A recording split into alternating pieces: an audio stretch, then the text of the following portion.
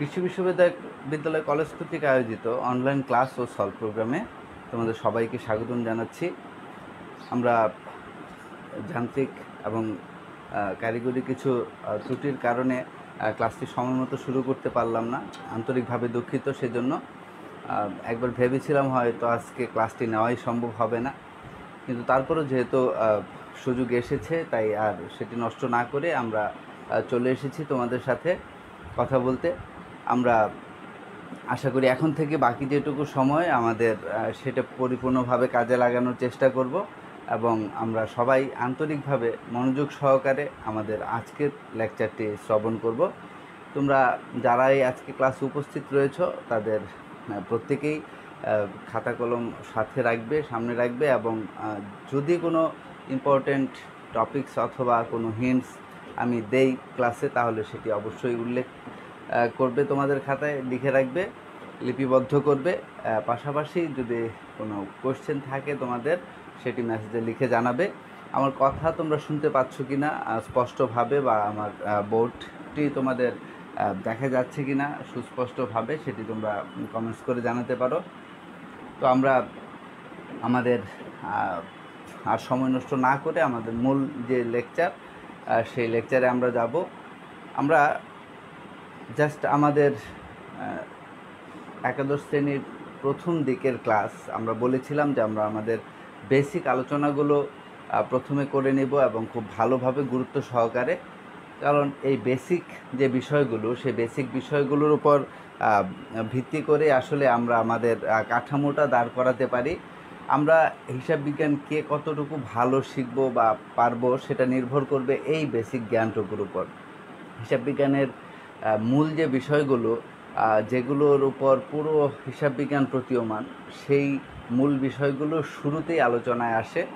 সেই শুরুর আলোচনাগুলো আমরা করব কিভাবে আমরা একটি অঙ্কে পৌঁছবো, অর্থাৎ হিসাব বিজ্ঞানের মূল যে কাজটি, আমরা যে বলি যে হিসাব বিজ্ঞান প্রশ্নপত্রে কোনো ধরনের থিওরিটিক্যাল প্রশ্ন থাকে না, শুধুমাত্র থাকে আমাদের ম্যাথমেটিক্যাল টার্ম অর্থাৎ অঙ্ক থাকে। সেই অঙ্কের জন্য আমরা যে প্রিপারেশানটা নিব, সেই প্রিপারেশানটা মূলত হচ্ছে এই প্রারম্ভিক আলোচনাগুলো, এই বেসিকগুলো।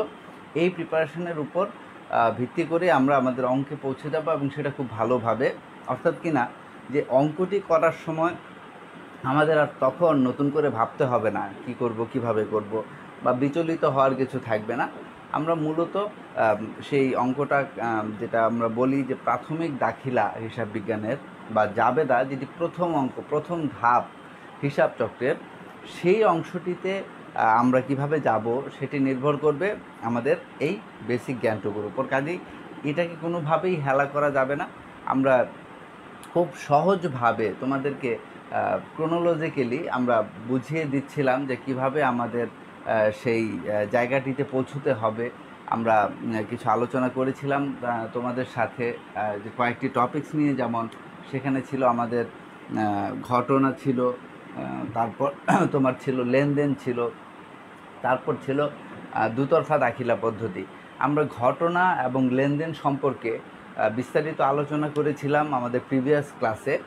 সেখানে তোমাদেরকে আমরা লেনদেন এবং লেনদেনের যে বৈশিষ্ট্য, সেই বৈশিষ্ট্য সম্পর্কে কিছু সম্যক ধারণা দিয়েছিলাম, আমার মনে আছে স্পষ্ট। শেষ ক্লাসে, লাস্ট ক্লাসে আমি আমার লেনদেনের উপর, লেনদেনের বৈশিষ্ট্যের উপর কিছু কথা বলেছিলাম। তারপর আমরা সেই লেনদেনের বৈশিষ্ট্যের পর আজকে যে বিষয়টি নিয়ে আলোচনা করব সেটি হচ্ছে যে দুতরফা দাখিলা পদ্ধতি। এটারও একটা বেসিক আলোচনা আমরা করেছিলাম। তারপর আরেকটু ক্লিয়ার করে আমরা এই দুতরফা দাখিলা পদ্ধতি সম্পর্কে তোমাদের সঙ্গে আলোচনা করব। আর তৃতীয়ত হচ্ছে তোমার হিসাব।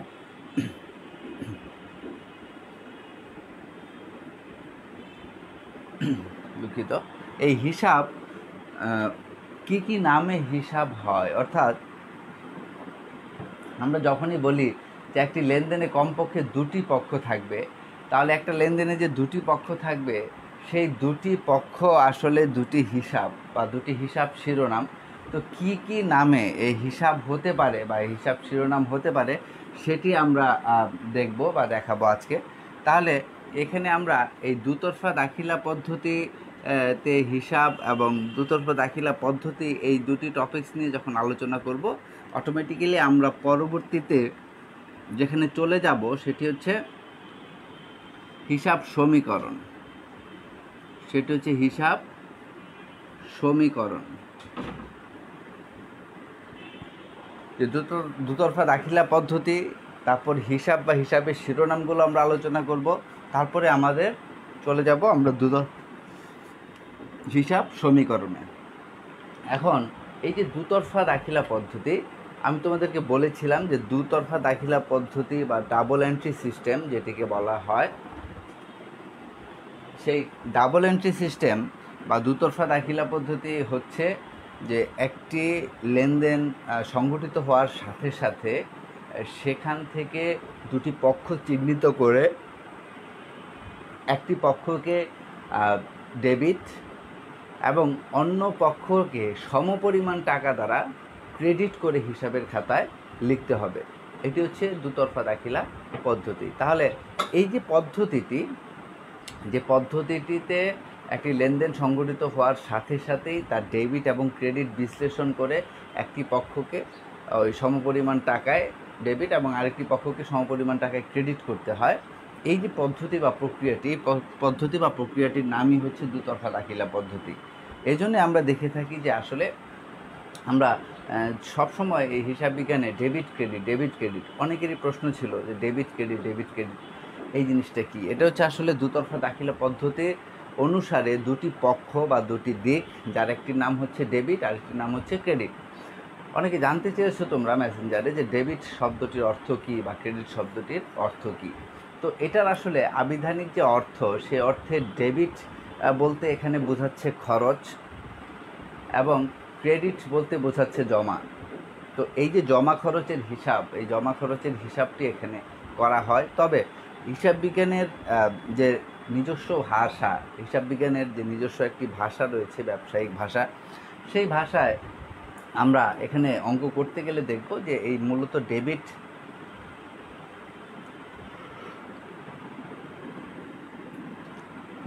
ডেবিট বলতে এখানে তোমার যে একদিকে ডেবিট বলতে খরচ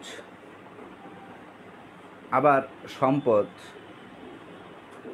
এই দুটোকে বোঝাচ্ছে, এবং ক্রেডিট বলতে জমা এবং দায়, এই দুটোকে বোঝাচ্ছে। তাহলে এখানে ডেবিট ক্রেডিট, আমরা এই ডেবিট ক্রেডিটে আসলে তোমার ডেবিট দ্বারা আমরা বুঝি খরচ এবং সম্পদের দুটো, এবং ক্রেডিট দ্বারা আমরা বুঝি জমা এবং দায়। তাহলে এখানে দুতরফা দাখিলা পদ্ধতি অনুসারে আমরা যখন একটি পক্ষকে ডেবিট আর একটি পক্ষকে ক্রেডিট করি, তখন আমরা ওটা বুঝে শুনেই করি, একটা নিয়ম অনুযায়ী করি। সেই বুঝে শুনে করা বা নিয়ম অনুযায়ী করার যে ধাপটি, প্রক্রিয়াটি, সেখানে আমরা আসব একটু পর। দেখো এখানে এই দুতরফা দাখিলা পদ্ধতির পর আমরা যেই টপিক্সটি এখানে লিখেছি সেটি হচ্ছে হিসাব।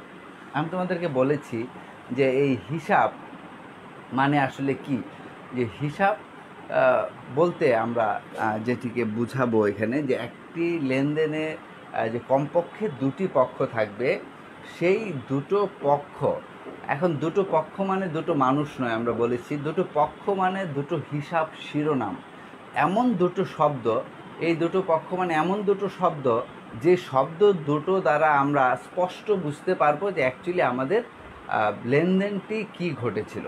তো আমাদের লেনদেনটিতে কি ঘটেছিল সেটি স্পষ্ট করে বোঝা যাবে যেই শব্দ দুটি দ্বারা, সেটি হচ্ছে হিসাব। তাহলে এখানে আমরা বইতে যদি দেখি, তোমাদেরকে আমরা বলেছি যে তোমরা বিভিন্ন রকমের হিসাব পাবে, অর্থাৎ বিভিন্ন নামের হিসাব। যে দেখো এই জিনিসটি জানা খুবই অত্যাবশ্যকীয় বা জরুরি, যে আসলে হিসাব বলতে বা হিসাবের শিরোনাম যোগ্য হবে কোন শব্দগুলো। আমরা বইতে যে হিসাবগুলো দেখব তার মধ্যে কিন্তু পৃথিবীর সমস্ত শব্দ হিসাব রূপে এখানে আসবে না। হ্যাঁ, পৃথিবীর সমস্ত শব্দ কিন্তু হিসাব রূপে এখানে আসবে না, কারণ আমি বলেছি ব্যবসার নিজস্ব একটি ভাষা রয়েছে, সেই ভাষা অনুযায়ী এখানে হিসাব হবে একটা নির্দিষ্ট স্ট্যান্ডার্ড মেনটেন করে এমন কিছু শব্দ, যা দ্বারা আমরা নির্দিষ্ট সেই ঘটনাটিকেও যেমন বুঝতে পারবো, অনেক ক্ষেত্রে সামষ্টিক কিছু ব্যাপারকেও সেই শব্দ দ্বারা প্রকাশ করা সম্ভব হবে। যেমন ধরো এখানে আমি বলেছিলাম তোমাদেরকে উদাহরণস্বরূপ লাস্ট ক্লাসে যে বেতন প্রদান 8,000 টাকা। তো তোমাদেরকে আমি প্রশ্ন করেছিলাম যে এখানে দুটো পক্ষ কি হবে। তোমরা বলেছো, অনেকেই সঠিক উত্তর দিতে পেরেছো। আমার কিন্তু মনে আছে আমি তোমাদেরকে বলেছিলাম যে যারা সঠিক উত্তরটি দিতে পারবে তাদের থেকে আমি সিলেক্ট করে ফার্স্ট সেকেন্ড থার্ড আমি কিন্তু একটা পুরস্কারের ব্যবস্থা করব। আমার সেটি মনে আছে এবং আমি সেই নামগুলো প্রকাশ করব পরবর্তী এই টপিকসটা আমার এই চ্যাপ্টারটা শেষ হওয়ার পরপরই। বেতন প্রদান 8,000 টাকা, তাহলে এখানে দুটো পক্ষ তোমরা বলেছো, একটা হচ্ছে বেতন আর একটা হচ্ছে নগদান। দেখো, একটা বেতন আর একটা নগদান, তাহলে এখানে কিন্তু প্রদান হিসাব এই নামে কিন্তু হিসাবটি হয়নি, কারণ এটি হিসাব হওয়ার যোগ্য নয়। কেন যোগ্য নয়? কারণ বেতন বললে, আমরা যদি বলি বেতন একটি পক্ষ, তাহলে সেটা সুনির্দিষ্ট একটা বিষয়কে বোঝাচ্ছে। অর্থাৎ বেতন একটি পক্ষ কি, একটি পক্ষ বেতন, এটি যদি আমরা বলি তাহলে স্পষ্টই বোঝা যায় যে বেতন প্রদান করা হয়েছে বা বেতন পাওয়া গেছে এই টাইপের। অর্থাৎ বেতন দ্বারা সুনির্দিষ্ট সুস্পষ্ট কিছু একটিকে নির্দেশ করে। কিন্তু প্রদান যদি বলি, এরকম প্রদানের হাজারটা কারণ থাকতে পারে, তাহলে প্রদান বললে ঠিক কোন খাতে প্রদান সেটি কিন্তু সুনির্দিষ্ট করে বোঝা যাচ্ছে না, এই জন্য প্রদান এখানে কোনো পক্ষ হবে না। ঠিক একইভাবে যদি আমরা বলি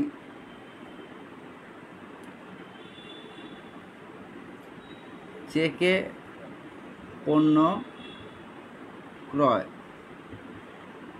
10,000 টাকা, তাহলে চেকে পণ্য ক্রয় 10,000 টাকা যদি বলি, এখানে দুটো পক্ষ কি হবে? এখানে দুটো পক্ষ হবে, একটি হবে ক্রয়, কারণ আমি যে ক্রয় করেছি এটা 100% অথেন্টিক, সঠিক, যে ক্রয় করেছি এতে কোনো ভুল নেই, তাহলে ক্রয় একটি পক্ষ হবে। আবার চেকে পণ্য ক্রয় করেছি, তার মানে এখানে নগদ লেনদেন সংগঠিত হয়নি, তাহলে আমরা চেকে পণ্য ক্রয় করলে এখানে আমার কি হবে?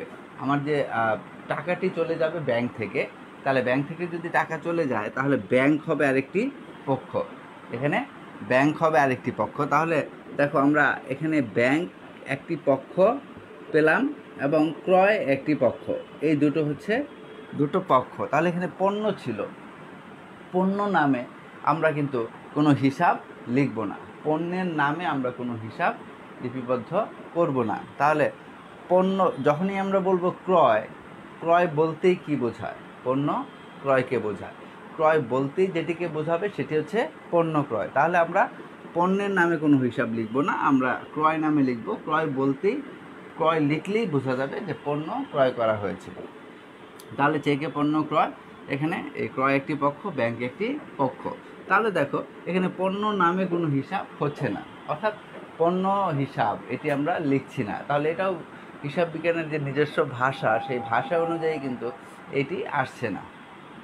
তাহলে এখানে আমরা দুটো পক্ষ পেয়ে গেলাম, তাহলে এটি হচ্ছে আরও দুটো পক্ষ।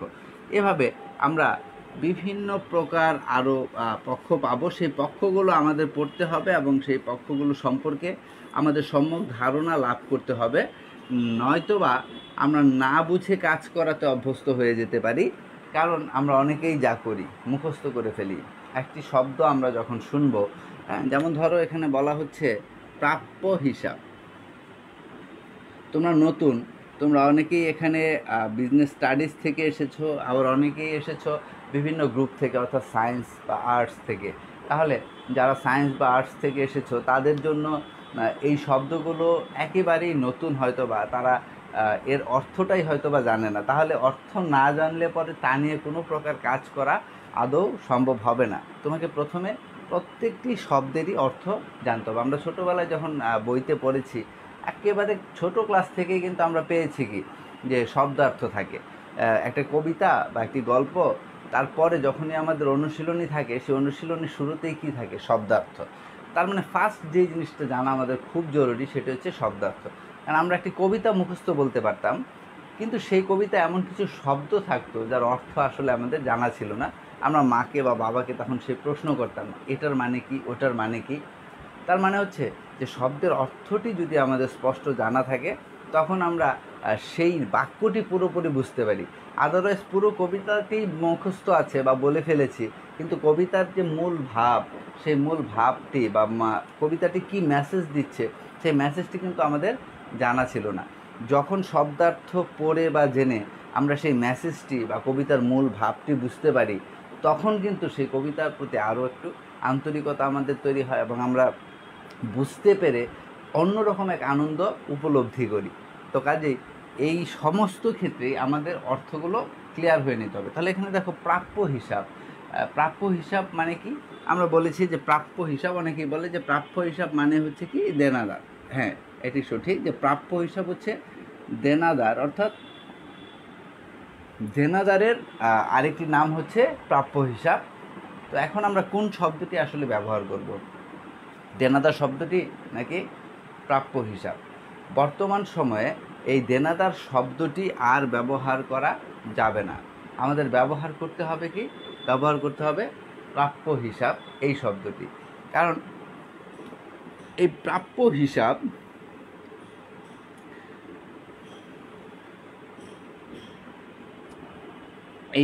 হিসাব এটার ইংরেজি হচ্ছে অ্যাকাউন্টস রিসিভেবল।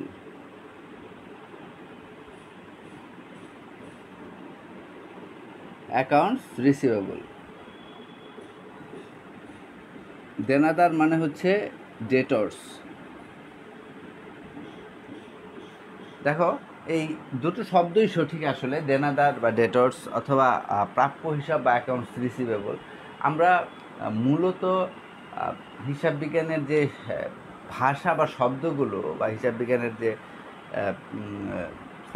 তোমার কি বলে এটাকে প্যাটার্ন যেটা ছিল আমাদের, সেটা আগে আমরা ব্রিটিশ পদ্ধতিতে ব্যবহার করতাম। সেটা ব্রিটিশ যে সিস্টেম ছিল, সেই ব্রিটিশ পদ্ধতি অনুযায়ী বলা হতো যে ডেটর্স, ক্রেডিটর্স, তার মানে হচ্ছে তোমার দেনাদার, পাওনাদার। তো একটা সময় আমরা জানি যে ব্রিটিশদের সাম্রাজ্য ছিল, প্রাধান্য ছিল, সমস্ত পৃথিবী জুড়েই তারা শাসন করত। তো সমস্ত পৃথিবী জুড়েই তাদের কিন্তু বিভিন্ন কার্যের ছাপ রয়ে গেছে বিভিন্ন জায়গায়। তো এখানেও ছিল, হিসাব বিজ্ঞানেও আগের সেই ব্রিটিশ যে মেথড বা পদ্ধতি সেটি ব্যবহার করা হতো, যেখানে দেনাদার বলা হতো, পাওনাদার শব্দটি বলা হতো। এখন এই দেনাদারের বর্তমান নাম হয়ে গেছে প্রাপ্য হিসাব, বা পাওনাদারের বর্তমান নাম হয়ে গেছে প্রদেয় হিসাব। দ্যাট মিন্স যেটি ছিল ডেটর্স সেটিকে বলা হচ্ছে অ্যাকাউন্টস রিসিভেবল, যেটি ছিল ক্রেডিটর্স সেটিকে বলা হচ্ছে এখন অ্যাকাউন্টস পেবল। তো এই যে চেঞ্জ বা পরিবর্তন, সেটা হচ্ছে ব্রিটিশ থেকে এখন আমরা চলে এসেছি আমেরিকান মেথডে। অর্থাৎ এখন বর্তমানে এই আমেরিকান মেথডটি আসলে অনুসরণ করা হয়। কাজে আমরা এই দেনাদারি যে প্রাপ্য হিসাব সেটি আমরা জানবো, বুঝবো। তবে হিসাবের লেখার সময় অথবা অঙ্ক করার সময় আমরা কিন্তু এই দেনাদার শব্দটি এখন আর ব্যবহার করব না, কারণ এটি এখন বিলুপ্ত হয়ে গেছে। আমাদেরকে এখন বলা হচ্ছে যে দেনাদারের পরিবর্তে প্রাপ্য হিসাব এই শব্দটি ব্যবহার করতে, বা অ্যাকাউন্টস রিসিভেবল। এখন কেন আমরা এই কাজটি করব, যে কেন আমার সুবিধা মতো আমি দেনাদার লিখব না? সেটা কারণ হচ্ছে যে এই যে হিসাব বিজ্ঞান, এই হিসাব বিজ্ঞান যে বিষয়টি, যে তোমরা অনেকেই এখানে হিসাব বিজ্ঞান অর্থাৎ ব্যবসা শিক্ষা শাখা বা বিজনেস স্টাডিজে এসেছো, কিছুটা হীনমন্যতায় ভুগছো, হয়তো বা সায়েন্স নিতে পারলাম না, বা সায়েন্স নেওয়ার যোগ্যতা হলো না আমার, বা আমি অঙ্কে কিছুটা দুর্বল, তার জন্য কিছুটা হয়তো বা তোমাদের মন খারাপ। কিন্তু আসলে সেই মন খারাপের জায়গাটি থাকবে না যখন তুমি হিসাব বিজ্ঞানের বা এই বিজনেস স্টাডিজের গুরুত্ব সম্পর্কে উপলব্ধি করতে পারবে। এক তো হচ্ছে তোমার শুধুমাত্র বাংলাদেশের প্রেক্ষাপটে নয়, চাকরি জীবনে এর যে ব্যাপকতা বা স্কোপ সেটি অনেক বিশাল। আর পাশাপাশি হচ্ছে এই স্ট্যান্ডার্ডটি, তুমি যেখানে হিসাব বিজ্ঞান শিখছো, এই অ্যাকাউন্টিংয়ের যে স্ট্যান্ডার্ড, সেই অ্যাকাউন্টিংয়ের স্ট্যান্ডার্ডটি কিন্তু সমস্ত বিশ্বে একইভাবে অনুসরণ করা হয়। একইভাবে এই হিসাব বিজ্ঞান সমস্ত বিশ্বের সমগ্র স্টুডেন্ট শিক্ষার্থীরা একই পদ্ধতিতে কিন্তু এই হিসাব বিজ্ঞান শিখছে। কাজেই তুমি দেশের বাইরে গিয়েও যদি কোনো কাজ করতে চাও তখনও কিন্তু তোমার এটা ব্যাপক সহযোগিতা করবে। একই জ্ঞান তুমি সমস্ত জায়গায় কিন্তু কাজে লাগাতে পারবে। হিসাব বিজ্ঞানকে বলা হয় যেটা যে সর্বজন স্বীকৃত হিসাব বিজ্ঞান নীতিমালা, অর্থাৎ হিসাব বিজ্ঞানে একটি শব্দ তোমরা পাবে, সেটা হচ্ছে গ্যাপ, GAAP।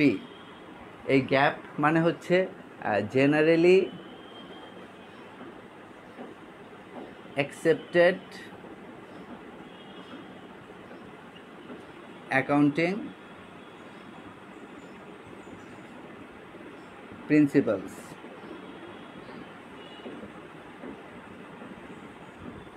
দেখো gap, GAAP, generally accepted accounting principles, অর্থাৎ হচ্ছে সর্বজন স্বীকৃত হিসাব বিজ্ঞান নীতিমালা। সর্বজন স্বীকৃত হিসাব বিজ্ঞান নীতিমালা।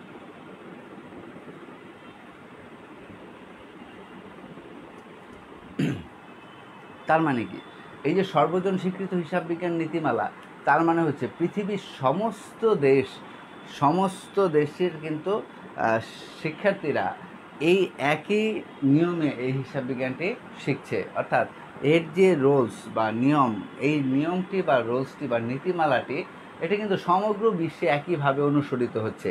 তাহলে তোমার নিজেকে ছোট মনে করার কোনো কারণ নেই বা হীনমন্যতায় ভোগার কোনো কারণ নেই, কারণ তুমি একটি ইন্টারন্যাশনাল স্ট্যান্ডার্ড মেনটেন করে সেই ইন্টারন্যাশনাল স্ট্যান্ডার্ড অনুযায়ী তুমি আজকে এখানে একটি বিষয় তুমি শিখছো, যা কিনা সমগ্র বিশ্বের সমাদৃত এবং গ্রহণযোগ্য। একই জ্ঞান, ঠিক একই নীতিমালা, একই জিনিস আবার এখন আমরা এখানে দাঁড়িয়ে শিখছি, ঠিক আমেরিকায় একটি স্টুডেন্ট তার ক্লাসরুমে বসে এটি হয়তো শিখছে, ঠিক চীনে, অস্ট্রেলিয়ায়, জাপান, রাশিয়া, সমস্ত জায়গায় কিন্তু এই একই নীতিমালা অনুসরণ করে এই হিসাব বিজ্ঞান শেখা হচ্ছে। কাজেই তোমার এই যে জ্ঞান বা এই অর্জিত যে জ্ঞান, সেটি কিন্তু তুমি ভবিষ্যতে সমগ্র বিশ্বেই কাজে লাগানোর ক্ষমতা রাখো। কাজেই এটিকে আসলে ছোট করে দেখার কোনো সুযোগ নেই। তোমাকে সেই স্ট্যান্ডার্ড মেনটেন করে সেই স্ট্যান্ডার্ডের যে গুরুত্ব সেটি উপলব্ধি করে তারপর নিজের অবস্থানটুকু সম্পর্কে ক্লিয়ার হতে হবে এবং খুব উৎসাহ নিয়ে অত্যন্ত আন্তরিকতার সাথে এই হিসাব বিজ্ঞানটি তোমার শিখতে হবে। তাহলে দেখো আমরা এখানে গ্যাপের কথা বললাম, আমি এখন এটি মুছে দিচ্ছি। এবার আসো আমরা আমাদের যেই আলোচনার অংশে ছিলাম সেখানে আবার যাই। যে আমরা বলছিলাম যে হিসাব বিজ্ঞানের আসলে অনেকগুলো তোমার হিসাব রয়েছে বা হিসাব শিরোনাম রয়েছে, যে হিসাব শিরোনামগুলো সম্পর্কে আমরা জানবো বা আমাদের জানতে হবে। যে হিসাব শিরোনামগুলো আমরা যেগুলো দেখব, যে হিসাব শিরোনামগুলোতে আমরা বলেছি যে ক্রয় হিসাব থাকতে পারে, তারপর থাকতে পারে তোমার বিক্রয় হিসাব, তারপর থাকতে পারে প্রাপ্য হিসাব, থাকতে পারে প্রদেয় হিসাব, আসবাবপত্র হিসাব,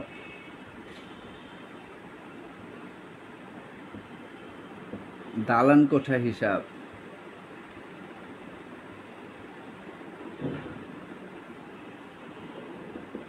যন্ত্রপাতি হিসাব,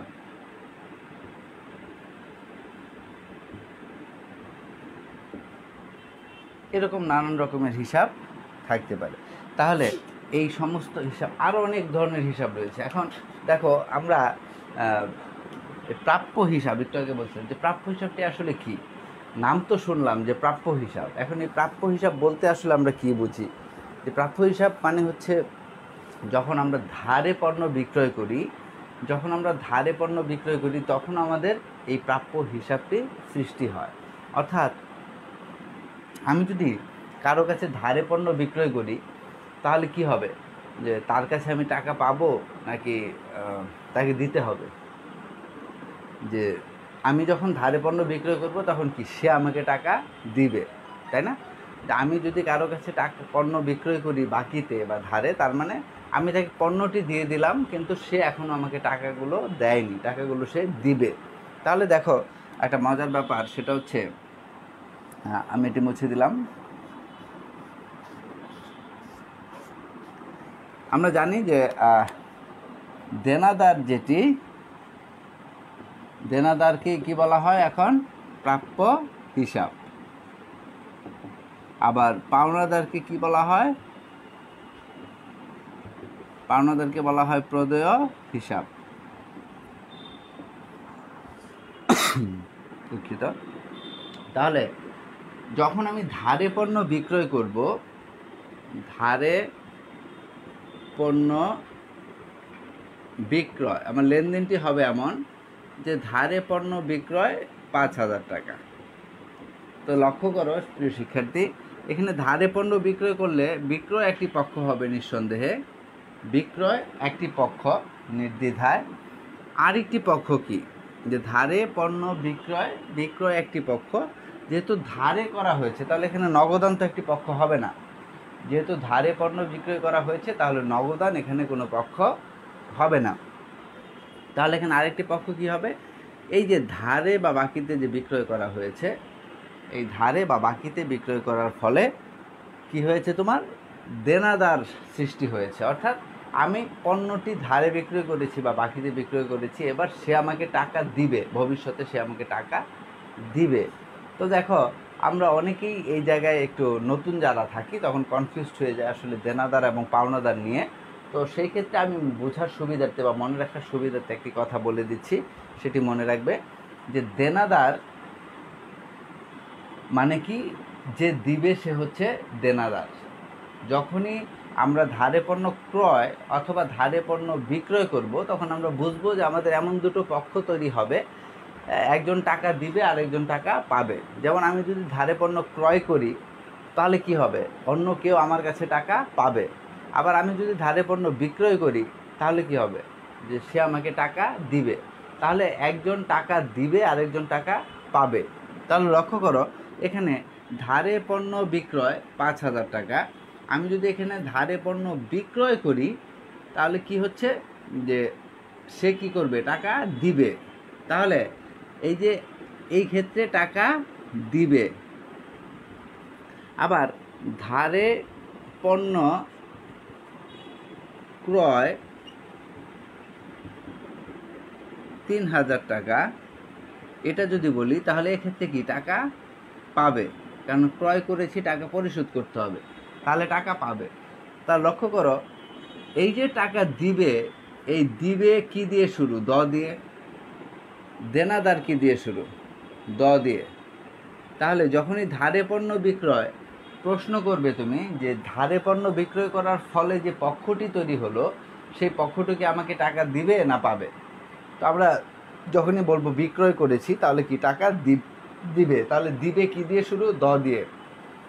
দেনাদারও কি দিয়ে শুরু? দ দিয়ে। তাহলে যে দিবে সে হচ্ছে দেনাদার। মনে রাখবে, যে দিবে, যে দেবে সে হচ্ছে দেনাদার। আবার যে পাবে, পাবে কি? প দিয়ে শুরু। পাওনাদারও কি দিয়ে শুরু? প দিয়ে। তাহলে যে পাবে সে হচ্ছে পাওনাদার। কথাটি সহজে মনে রাখবে যে যে দেবে, যখনই দেখবে যে একটি লেনদেনের ফলে এমন একজন ব্যক্তি বা পক্ষ তৈরি হয়েছে যে কিনা আমাকে টাকা দেবে, তাহলে দ দিয়ে শুরু, তাহলে সে হচ্ছে দেনাদার। আবার যদি এমন একটি লেনদেনের ফলে পাবে এরকম কোনো ব্যক্তি তৈরি হয় বা সৃষ্টি হয়, তাহলে সে কি? পাওনাদার। তার মানে দিবে যে সে দেনাদার, আর যে পাবে সে হচ্ছে পাওনাদার। তাহলে এই যে ধারে পণ্য বিক্রয়, এখানে একটি পক্ষ হচ্ছে দেনাদার বা প্রাপ্য হিসাব। আমরা দেনাদার মুখে বললেও আমরা কিন্তু লেখার সময় হিসাবের খাতায় সেটিকে প্রাপ্য হিসাব লিখব। আরেকটি হচ্ছে বিক্রয়। এখানেও দেখো ধারে পণ্য ক্রয়, তাহলে এখানে ক্রয় একটি পক্ষ, আর আরেকটি পক্ষ এখানে হচ্ছে প্রদেয় হিসাব। অর্থাৎ পাওনাদারের আধুনিক নাম হচ্ছে প্রদেয় হিসাব, অ্যাকাউন্টস পেয়েবল যেটিকে বলা হয়, প্রদেয় হিসাব। তাহলে এখানে বের হয়ে গেল দুটি পক্ষ। এভাবে প্রতিটি লেনদেন থেকে আমাদের প্রথম কাজই হচ্ছে দুটি পক্ষ তৈরি করা, দুটি পক্ষ চিহ্নিত করা। বলাই হয়েছিল তোমাদেরকে যে accounting is an information system that identifies, records and communicates the economic event of an organization to the interested users. তাহলে accounting is an information system, একটি তথ্য ব্যবস্থা যা কিনা আইডেন্টিফাই করে। শুরুর কাজটি হচ্ছে আইডেন্টিফাই করা। এই যে আইডেন্টিফাই করা, যে একটি পক্ষ লেনদেন থেকে আমরা দুটি পক্ষকে আইডেন্টিফাই করলাম বা চিহ্নিত করলাম, এটাই হচ্ছে হিসাব বিজ্ঞানের যে প্রথম কাজ, যে আমরা প্রথমে আমাদের দুটি পক্ষ চিহ্নিত করব, যেখানে কী কী পক্ষ রয়েছে দুটি, সেই দুটি পক্ষকে আমরা তারপর হিসাব বিজ্ঞানের নিয়ম অনুযায়ী ডেবিট এবং ক্রেডিট করব। এখন এই ডেবিট এবং ক্রেডিট যে আমরা করব, সেই ডেবিট ক্রেডিট করার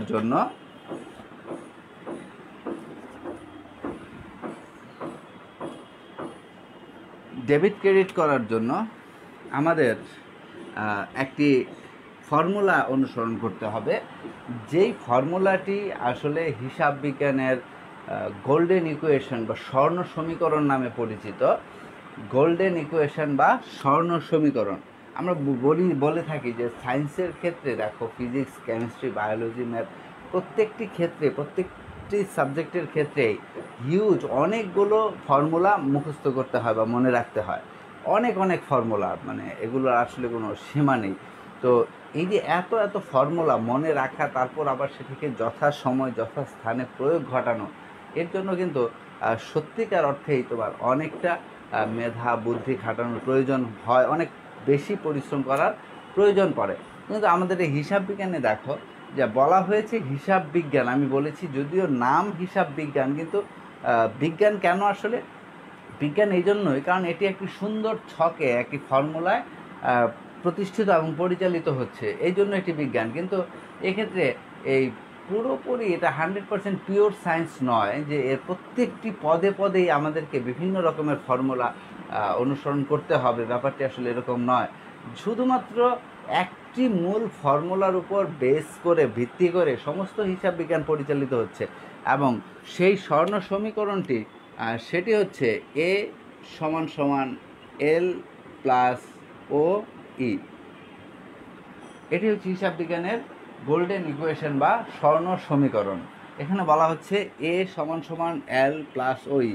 আমরা আমাদের নেক্সট পুরো ক্লাসটি এই এ সমান সমান এল প্লাস ও ই এ সংক্রান্ত আলোচনায় কাটাবো, যদিও এই এ সমান সমান এল প্লাস ও ই এটি বোঝার জন্য জাস্ট 2 মিনিটই যথেষ্ট। কিন্তু তারপর আমরা পুরো একটি ক্লাস জুড়ে এই সমীকরণ নিয়েই আলোচনা করব। এই জন্য আলোচনা করব, এমনভাবে আলোচনা করব যেন এই সমীকরণের আদি অন্ত সমস্ত কিছু সেই একটি ক্লাসে তোমাদের সবার মুখস্থ, ঠোঁটস্থ এবং উপলব্ধ, অনুভূত যা কিছু আছে সমস্ত কিছু হয়ে যায়। কারণ এটি হচ্ছে হিসাব বিজ্ঞানের প্রাণ। আর এটি যেহেতু হিসাব বিজ্ঞানের প্রাণ, তাহলে এটিকে আমরা এমনভাবে আয়ত্ত করতে চাই যার থেকে কিনা বিন্দু মাত্র আমরা পিছুপা না হই, বা আমরা এখান থেকে কোনোভাবেই যেন ফসকে না যাই।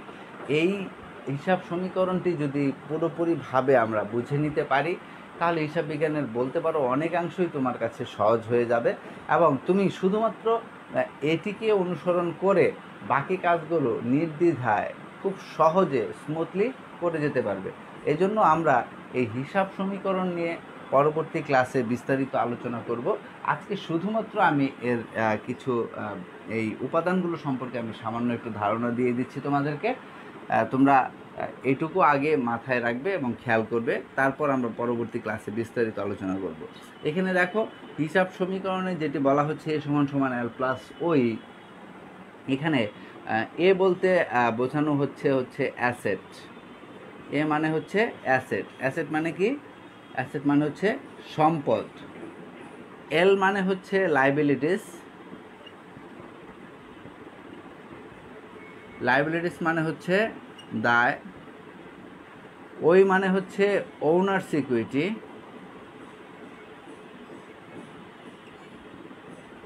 ওনার্স ইকুইটি মানে হচ্ছে মালিকানা সত্ত্ব। ওনার্স ইকুইটি মানে হচ্ছে মালিকানা সত্ত্ব। তাহলে এ সমান সমান এল প্লাস ওই, এখানে এ সমান সমান এ মানে হচ্ছে অ্যাসেটস মানে সম্পদ, এল মানে হচ্ছে লাইবিলিটিস বা দায়, আর ওই মানে হচ্ছে ওনার্স ইকুইটি বা মালিকানা সত্ত্ব।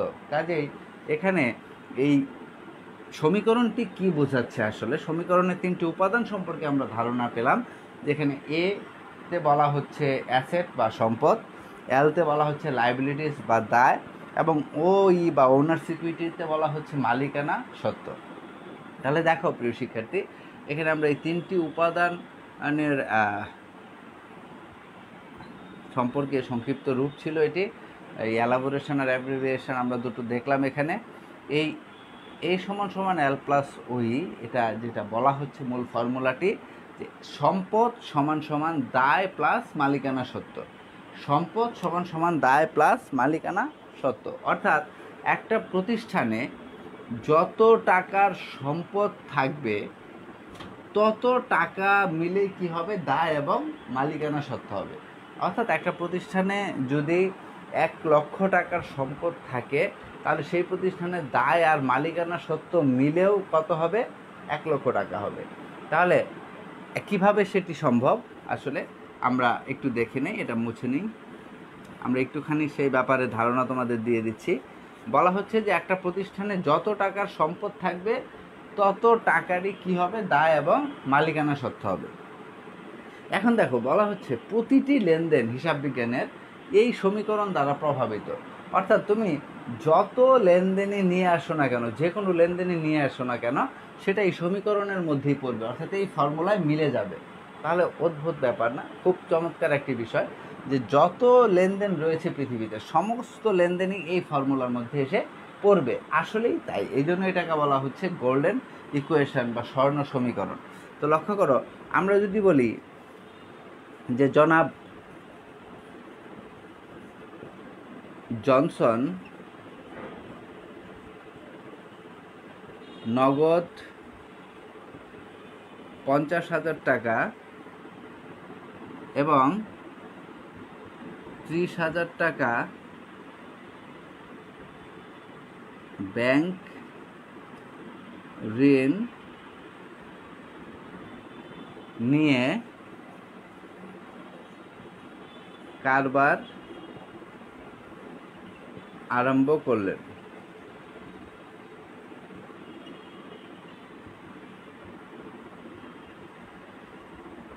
জনাব জনসন নগদ 50,000 টাকা এবং 30,000 টাকা ব্যাংক ঋণ নিয়ে কারবার আরম্ভ করলেন। তো দেখো প্রিয় শিক্ষার্থী, এখানে খুব সিম্পল একটা ব্যাপার। একটা প্রতিষ্ঠান শুরু করতে হলে একজন ব্যক্তি বা মালিকের কি করতে হয়, কিছু টাকা বা কিছু মূলধন নিয়ে কারবার শুরু করতে হয়।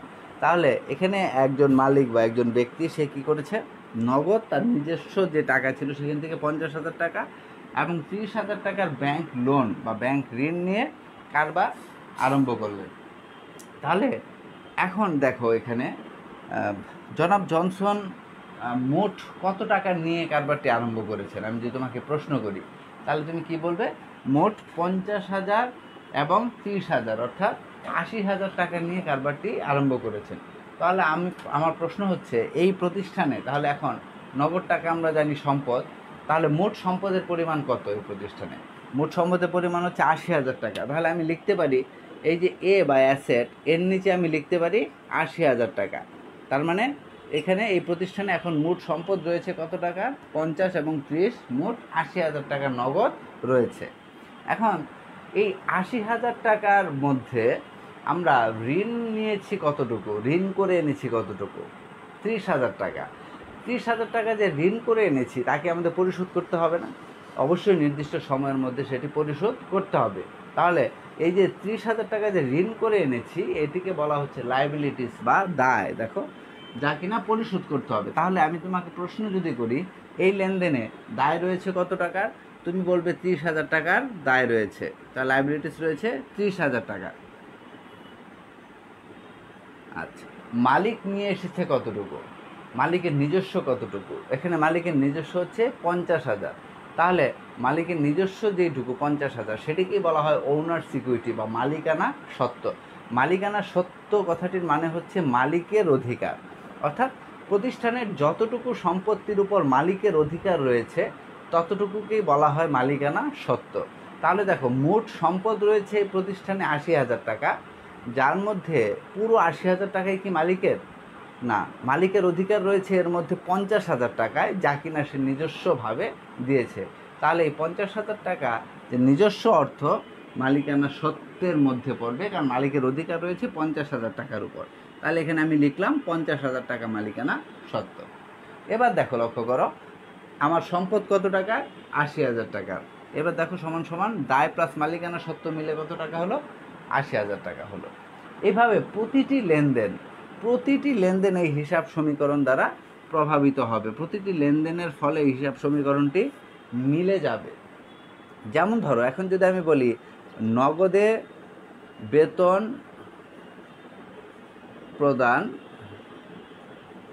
বেতন প্রদান বললাম 2000 টাকা, তাহলে এটিও একটি লেনদেন। নগদে যদি আমি বেতন প্রদান করি তাহলে দেখো আমার নগদ টাকা কমে যাবে না 2000, তাহলে আমি নগদ থেকে মাইনাস করলাম 2000 টাকা। আবার ব্যয় বা ক্ষতি যদি হয় তাহলে সেটি মালিকের মালিকানা সত্ত্ব থেকে কমে যায়, কারণ আয় বা লাভ হলে কে নেয়? মালিক নেয়। তাহলে এই যে 2000 টাকা মালিকানা সত্ত্ব থেকেও কমে যাবে। তাহলে এবার লক্ষ্য করো মালিকানা সত্ত্বে থাকলো কত? 48,000 টাকা, প্লাস এখানে দায় ছিল কত? 30,000 টাকা। সম্পদ পাশে এখন কত থাকলো? 78,000 টাকা। তাহলে লক্ষ্য করো যে এখন তুমি যদি দায় প্লাস মালিকানা সত্ত্ব যোগ করো আবার কত? 78,000, সম্পদ পাশে কত রয়েছে? 78,000। তো প্রিয় শিক্ষার্থী, আশা করি যে এই হিসাব সমীকরণের একেবারে বেসিক যে ব্যাপারটি, আমি জাস্ট সমীকরণটি লিখে দিলাম, এবং এই সমীকরণটি বা এই ফর্মুলাটি যে এমন একটি ফর্মুলা যা দ্বারা কিনা তোমার সমস্ত লেনদেন প্রভাবিত হবে, পৃথিবীতে যত লেনদেন রয়েছে সেই সমস্ত লেনদেন বা ট্রানজ্যাকশনগুলো এই হিসাব সমীকরণ দ্বারা প্রভাবিত হবে, এই সম্পর্কে আমি বলেছি যে বিস্তারিত একটি ক্লাস শুধুমাত্র হিসাব সমীকরণের উপর। এবং এই হিসাব সমীকরণের উপর নেক্সট ক্লাসটি যখন আমরা নিব তখন তোমরা এই ক্লাসটির পরেই হিসাব বিজ্ঞানের যে প্রাথমিক দাখিলা বা জাবেদা করার যোগ্যতা অর্জন করে ফেলবে। আমি তোমাকে কথা দিচ্ছি নেক্সট ক্লাসটি মনোযোগ সহকারে করার পরই জাবেদা করার মতো অ্যাবিলিটি তোমাদের অর্জিত হবে। সেটি যারা আন্তরিকভাবে এবং মনোযোগ সহকারে ক্লাসটি করবে এবং আমার কথা মতো আজকে যে আলোচনাগুলো আমরা করেছি বইতে, সেই আলোচনাগুলো নিয়ে একটু দেখবে, একটু ঘাটাঘাটি করবে যে আসলে আমি যা বলেছি তা সঠিক কিনা, বা ঠিক একইভাবে এই হিসাব সমীকরণটিতে যে কোনো লেনদেনগুলো আসলে প্রভাব ফেলে কিনা এটি নিজেরা একটু যাচাই করে দেখবে। তাহলেই তোমরা নেক্সট ক্লাসের পর জাবেদা করার মতো যোগ্যতা তোমরা অর্জন করবে, অ্যাবিলিটি তোমাদের হবে। এটি আমি তোমাদেরকে কমিটমেন্ট দিচ্ছি। শিওর তোমরা সেই যোগ্যতা অর্জন করতে পারবে শুধুমাত্র আর একটি ক্লাসের পরই। তাহলে সেই পর্যন্ত আমরা সবাই আজকে যে কাজগুলো আমরা করেছি বা যে ক্লাসটি আমরা করেছি, যে টপিকস ছিল আমাদের, সেই টপিকসটি একটু বাসায় দেখব, রিভাইজ করব এবং আমরা পরবর্তী ক্লাসের জন্য অপেক্ষা করব। সেই পর্যন্ত সবাই সুস্থ থাকবো, সুন্দর থাকবো, ভালো থাকবো, সাবধানে থাকবো। আমাদের দেখা হবে আবারও নেক্সট ক্লাসে হিসাব সমীকরণ নিয়ে, যেই হিসাব সমীকরণের উপর ক্লাসটি করার পরপরই আমরা আমাদের হিসাবের প্রাথমিক দাখিলা বা জাবেদা করার যোগ্যতা অর্জন করতে পারবো। ধন্যবাদ সবাইকে।